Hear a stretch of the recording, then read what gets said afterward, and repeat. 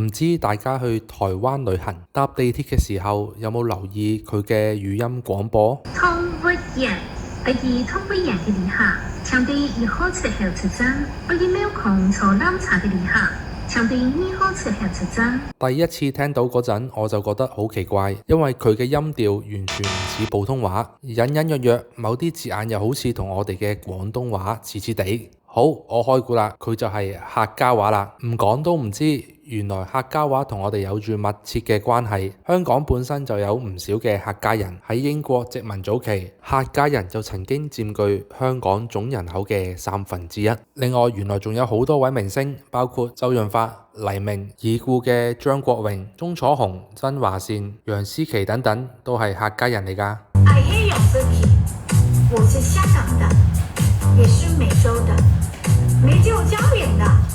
客家話係阿娘講，媽媽叫阿妹，爸爸叫阿爸，爺爺叫阿公，婆婆叫阿婆，美女叫靚妹。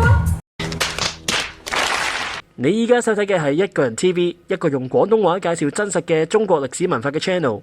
如果你中意睇我哋嘅內容，又想支持一下我哋，記得訂閱我哋嘅 channel， 同埋加入成為我哋嘅會員啦。咁喺呢度，我哋就再聽多幾句日常嘅客家話詞彙，形容食物美味可口，客家人一樣係講好食。好食嘅客家發音係好食。而形容漂亮嘅人或者風景，客家人一樣係講靚。靚嘅客家發音係音。至於1、2、3、4、5，客家人係講1、2、3、4、5。聽完你會發覺客家話好多用字啊，都係同廣東話一樣，部分發音亦相似。咁點解客家話會同我哋嘅廣東話扯上關係呢？呢度就要簡單講下粵語同埋客家話嘅起源歷史啦。粵語嘅歷史可以追溯到秦朝，秦滅咗6國之後，喺西元前214年喺嶺南設置咗桂林郡、將軍同埋南海郡，將嶺南納入咗統治嘅版圖。嶺南原居民為百越人，本身係講百越話，之後參與平定嶺南嘅將士喺嶺南定居，就將古漢語帶入咗廣東。隨住中原王朝對嶺南嘅控制力不斷增強，加上南遷嘅中原移民，廣東地區逐漸轉變成古漢語佔優嘅地區。其中珠江三角洲一帶以廣州為中心嘅漢語，經過長年累月同當地嘅百越語磨合，慢慢就發展出一支別具特色嘅新語言，即係粵語啦。而喺唐朝後期開始，中原再度陷入長期嘅戰亂，人口再次大量向南遷移，有一部分嘅人口進入咗江西南部、福建西部、廣東東北部，而呢幾個地方後嚟就正正成為客家文化非常重要嘅核心區域。由於呢班難民遷入嶺南嘅時間係比較遲，佢哋喺新嘅地方就會被當地人視為客。而客呢個原本代表外來人口嘅稱呼，經過長時間演變，最後就成為咗佢哋自己嘅族群名稱，就變成咗客家人啦。簡單嚟講，兩種語言嘅分別就係取決於古漢語溝百越語嘅時間長短。客家人南遷嘅時間點比廣府人遲，所以客家話溝百越語嘅比例就會相對少啲。而因為客家人主要喺唐代後期先離開中原南遷，所以客家話某程度上係更加保留咗唐代中原話嘅面貌。另外，日本喺唐代亦大量吸收咗中國嘅文化，佢多次派遣唐使學習漢字、佛教、儒家思想、建築同藝術等等。日本吸收咗當時漢語嘅讀音，形成後來嘅漢字音。所以日文係有唔少嘅詞彙都係好似客家話，例如日文嘅車嘅漢讀音係 sha， 而客家話係讀叉。咁我哋廣東話車呢個音反而就係冇咁似日文嘅。至於1、2、3、4，日文係讀1、2、3、4，而客家話就係讀1、2、3、4。仲有失敗，日文係讀失敗，而客家話就係讀失敗。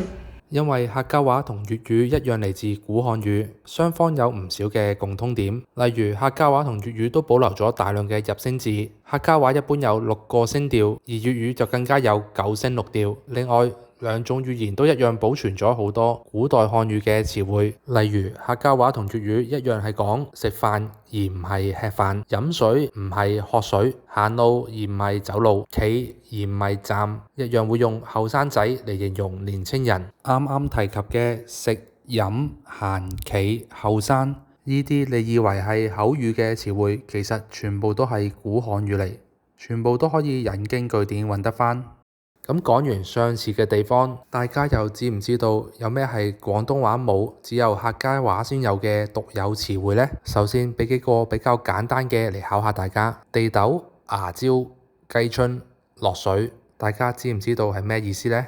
地豆即係花生，芽椒即係香蕉，而雞春就係雞蛋。至於落水呢個，相信大家都應該估到啦，就係落雨咁解。好，然後到困難級，輪梯、孫臉、地龍、蓮蓉茶果，係咪冇頭緒呢？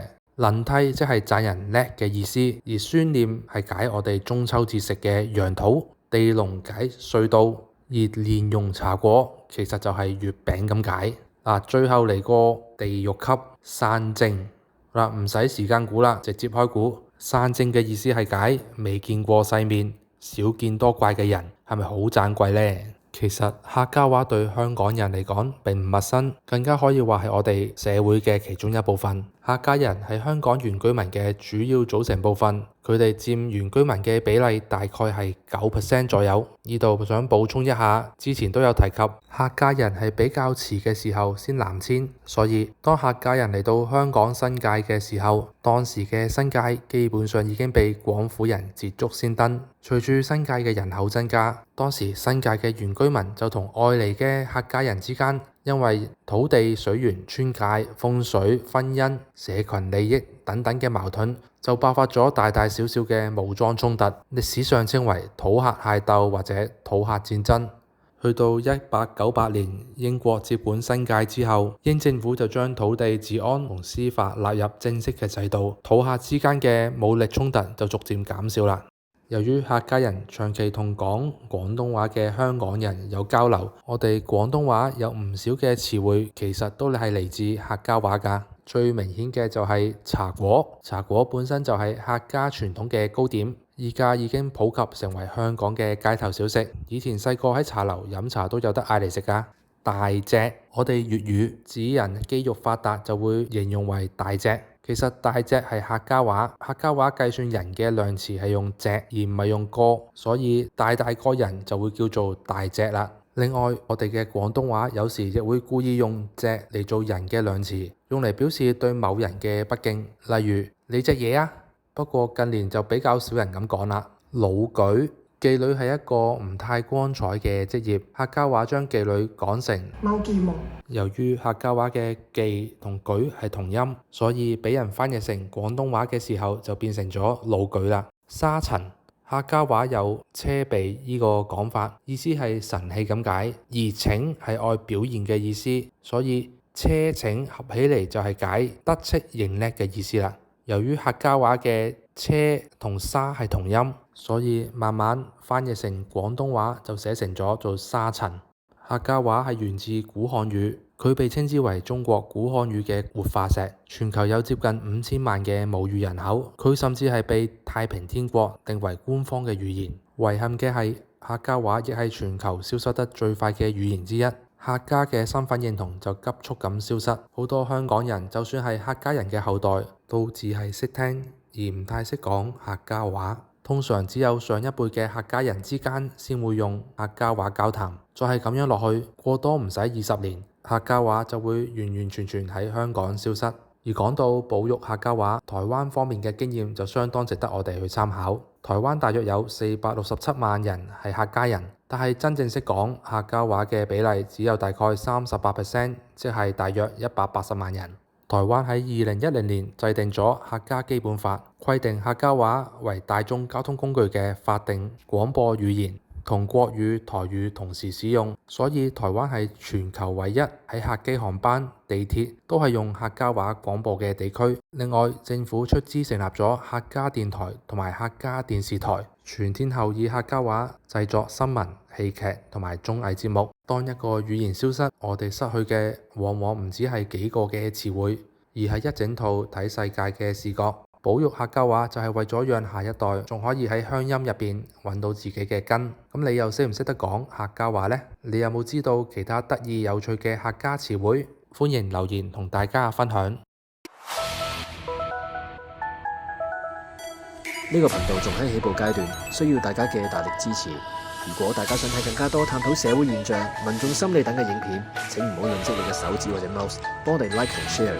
當然仲有 subscribe 我哋頻道，以便第一時間睇到我哋最新嘅影片啦。